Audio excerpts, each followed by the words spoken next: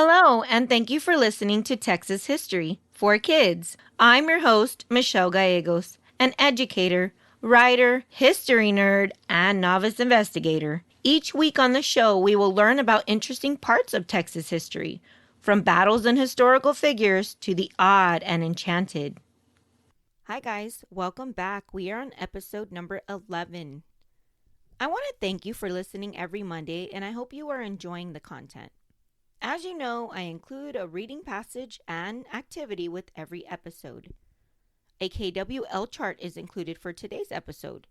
For those of you who don't know what a KWL chart is, it is something that we use in the classroom to identify what we know, what we want to know, and what we learned. So that will be included in today's episode. Recently, I was stuck in traffic and I noticed some graffiti under a bridge. Now, most people might see it as vandalism, property damage, or lawlessness. But for me, it kind of got my wheels turning. I can appreciate seeing things in an art form. Disclaimer, by no means am I telling you to go out and deface public property or private property. If you are a great artist, it is always best to display it somewhere it can be legally accepted. But really, I am amazed by the designs and the creativity of the artwork that are found on some of the buildings and bridges in our state. I started thinking about the Native American wall art, and then I started thinking about who the earliest Native Americans were in Texas. So, when I got back home to a safe place where I could actually do some research, I found my research had taken me near the Texas-Mexico border. Now, when you think of the Texas-Mexico border, you probably think about desert, the Rio Grande River, and most recently, immigration. But did you know that along the Rio Grande River, where the Pecos and the Devil Rivers combine, there are actually hidden rock canyons where you can find hundreds of ancient art drawings, including odd humanoid creatures, interesting animals, and abstract shapes? This area is one of the highest concentrations of archaic art in all of North America, and it was drawn by the Native Americans of the Archaic Indian times, right here in Texas. By the way, if you download the resource that accompanies today's podcast, you'll get to see some of the wall art on these actual caves that are found in Texas. So today's episode takes us to the Texas Native Americans, the very first people to inhabit Texas. What is an archaic Indian, you ask? The natives who survived the Ice Age over 85,000 years ago are now called the Archaic Indians. The Native Americans of Texas are some of the most ancient cultures in all of North America. Ever wondered how we got here? Like, who were the first people to come to North America?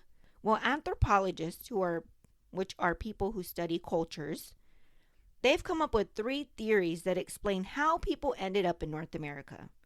Some people believe it was caused by the last ice age.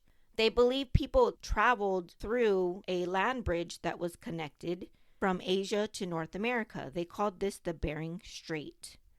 The land bridge allowed people to chase, so that's primarily the reason why they believe people were coming into North America. It was quite by accident. They were just hunting the animals across the bridge. Other people think that humans came from Europe before the Ice Age and managed to survive it. Still, many Native American tribes claim that they've always been here and didn't travel from anywhere because they were already here. Either way, early people of Texas and North America lived differently throughout history. One thing is for certain. Life changed dramatically for the Native American people during the last ice age. The larger animals that they used to hunt, such as giant mammoths and saber-toothed tigers, became extinct, and the archaic people were forced to find other sources of food and adapt to their new surroundings. Now, today we will be talking about the Archaic era Indians from Texas that are from the lower Pecos region of Texas. Each tribe had its own customs and ways of life, which were much different than that of any other part or region of Texas. Now, not much is known about the people of the Archaic period. There aren't any written records to learn from, But what we do have is ancient artifacts from thousands of years ago that are found right here in Texas caves. So, like I said, life was very different in those days, right? Today, we get to record our daily lives through our phones and social media and cameras.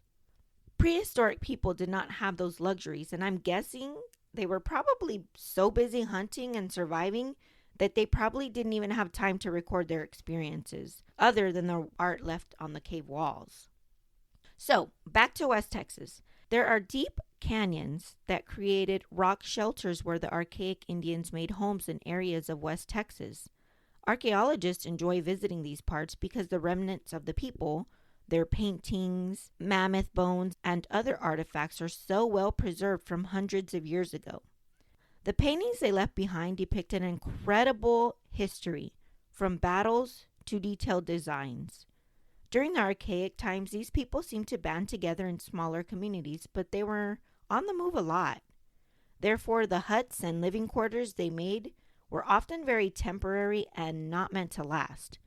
They often lived near the waters, which would explain why they didn't stay in one place very long.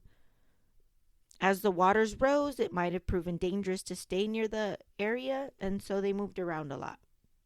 Evidence showed that they were hunters and gatherers, meaning they hunted smaller bison, deer and rabbit, turkey and antelope for food. They also gathered crops of beans, pecans, or pecans, however you say it in your region. In Texas, it can be different depending on where you live. And they are also believed to be the earliest fishermen, obviously because they were so close to water. So let's talk about some of the tools of the time. Most of the artifacts of this period do not show bows and arrows like more current Native Americans used.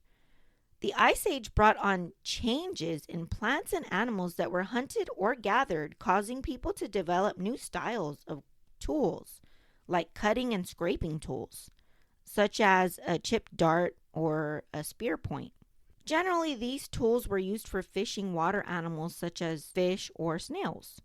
One such tool is called the Atlatl.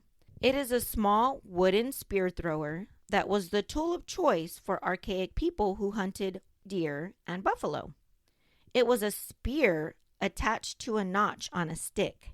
The hunter would throw the spear the length of a football field in some cases and pierce the animal that they were trying to hunt. The Atlatl was commonly used in hunting larger animals. Besides the weapons or tools used in cleaning and scraping their food, archaic Indians also weaved baskets from plant fibers. They used grinding tools to grind things like acorns, roots, or other types of nuts using large wooden or stone pestles. Today, pestles are still used for grinding, mixing, mashing, or even pounding wet and dry ingredients. After grinding their seeds or their roots, the archaic Indians would need to cook their food. They often dug out a pit from the ground. Sometimes it was dug out of dirt. Other times they carved pits out of the limestone rock that was present near the rivers of the area. Much like today's barbecue pits, the archaic people would burn wood, which formed coal, then place rock over the coal layer to place the food on. Now, this is slightly different from what we do today. Today, we have metal grills that cover the coal. They used rocks rather than metal. The natives of this time often used the same pit over and over again, causing the rocks to build and pile up. Scientists have found evidence of these burn pits in Texas. So where did they live? Archaic hunters and gatherers often lived in rock shelters and caves in West Texas. Scientists also believe that when rock shelters were not available to them, since they were nomadic people, meaning they moved around a lot, these people also would have created a temporary shelter out of wooden poles and animal hide for some type of covering. Kind of like a teepee, but open on the sides. However, evidence of these shelters have not been uncovered, obviously because the things that they were made of, something that would disintegrate and biodegrade back into the earth. So what does cave art tell us? The cave art on these rock shelters tell a story. They painted or etched shamans or religious leaders wearing masks with animal beads. The paintings and carvings also depicted human scenes of deer and other animals with horns. But they also showed scenes of bizarre half animals, half human beings, as well as abstract lines and shapes that do not symbol anything from the natural world. These types of scenes are left to the imagination of those viewing it. It's very difficult for scientists to decipher complete meanings of these types of art. But this art does tell us about the types of people they were. They used various forms of wall art to decorate, including pictographs and petroglyphs. Archaic Indians used paints and dyes to decorate pottery, to color woven baskets and fabric. And they also used porcupine quills for needlework. They created designs on their skin, animal clothing, and they used it as body paint and no doubt many other purposes. So remember I said that they used two different types of wall art, pictographs and petroglyphs. Pictographs are most commonly used in painting. The paint for rock art was made by mixing ground up pigments or minerals that are colorful, such as hematite, limonite, or charcoal, and they used it and mixed it up with a liquid.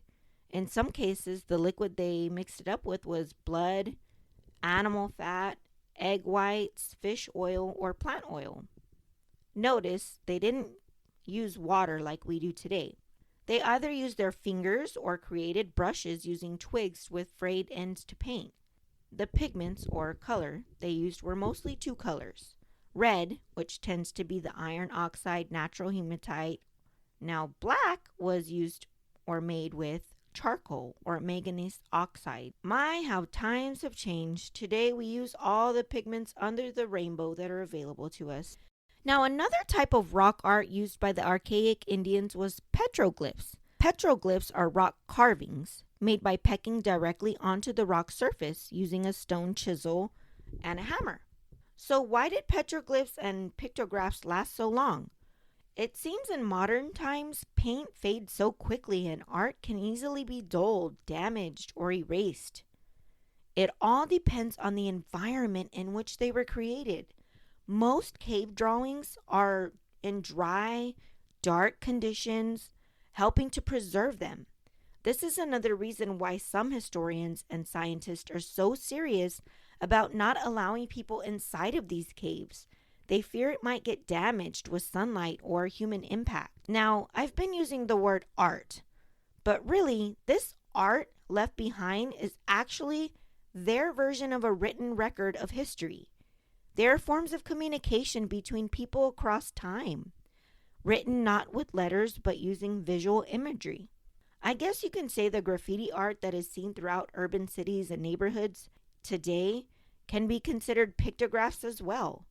Some really good graffiti tells a story of a time and place, although there are usually words with graffiti art.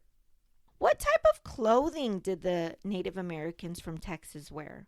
Well, archaic people, as with any ancient people, used items around them to create the clothing they wore. They used resources such as plant fibers and animal skins. Because most clothing was made of perishable material, we know little about the style of prehistoric clothing. Bone scrapers and shells were used to remove parts of the animal that wouldn't become part of the clothing. They used bones as needles to sew the hide. Men generally covered their lower parts with loin cloth during the warmer months, and they wore bison robes or deer hide to cover their upper body during the cold months. Shell beads, usually made of small rocks, bones, pearls, or porcupine quills, and other ornamental items are believed to be added to their clothing to show their style or beauty, the same as we do today. So how did early Native Americans in Texas travel? Well, the earliest of humans traveled by foot. They didn't even use horses for travel until the 1500s. Before the arrival of horses, Native people walked where they needed to go. They also used a travois system, or a canoe when water was nearby. A travois system is similar to a sled that is made with two long wooden poles, each connected to a dog, often with a leather harness. And when they moved camps, They either left the items at the site or they had the dogs pull the sled using the travois system.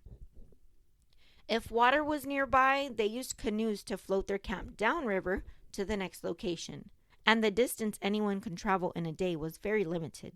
Therefore, they moved slowly. I'm not sure how many of us modern humans could survive the challenges of life in prehistory. It sure showed us strength and the skill needed to live in the Archaic period. Well, today we talked about Texas Archaic Indians. We learned about their art, the types of homes they built, what they ate, how they hunted, the tools of their trade, transportation, or lack thereof, and even what they wore. Can you imagine what people might say about us in 1,000 years from now? What might they think about our drawings? What might they say about our homes? Would the tools of our trade still be preserved over time? What about the way we travel? What will they say about what we ate? Oh, that one would be interesting. Will they know about fast food restaurants like McDonald's? That brings me to this week's question. What do you think future humans will say about us based on the artifacts we leave behind? What are some of the things you use today that might survive 1,000 years from now? Think about that. Your cell phones, our vehicles. Do you think any of those things would actually survive 1,000 years? Send me an email with your answer and I might feature it in an upcoming episode. michellegallegos.author@gmail.com. If you or your child has received valuable information, please share the show with others who might find it interesting. As always, head on over to my website for all the resources. Some are free at michellegauthor.com. And remember, yesterday is today's history.